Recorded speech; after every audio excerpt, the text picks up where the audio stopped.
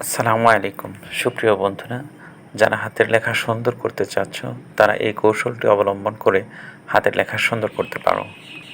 প্রথম দিকে দাগটানা বিষয়ভিত্তিক যে খাতা আছে সেই খাতাগুলোতে ঘরগুলো ভরাট করে একই বিষয় বারবার লিখবে, অর্থাৎ একটি বা দুটি বাক্য নির্বাচন করে নিয়ে সেগুলো বারবার লিখতে থাকবে। এতে একই বর্ণ বারবার লেখা হয়, ফলে ওই বর্ণগুলো ধীরে ধীরে সুন্দর হতে থাকে। এভাবে পর্যায়ক্রমে বিভিন্ন বাক্য নির্বাচন করে নিয়ে বারবার লিখবে, একসময় হাতের লেখা সুন্দর হয়ে যাবে।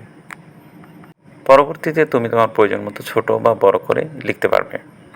যাই হোক, আজকে আমি এখানে উদাহরণ হিসেবে 3টি বাক্য লিখে দেখিয়েছি। তোমরা প্রয়োজনে এগুলো অনুশীলন করতে পারো।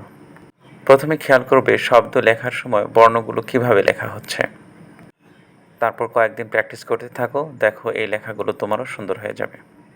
আর যাদের হাতের লেখা আগে থেকেই সুন্দর, তোমরা এগিয়ে যেতে থাকো। আজকে আমি যে 3টি বাক্য তোমাদেরকে লিখে দেখিয়েছি তার একটি হলো কোরআন পড়ি জীবন করি।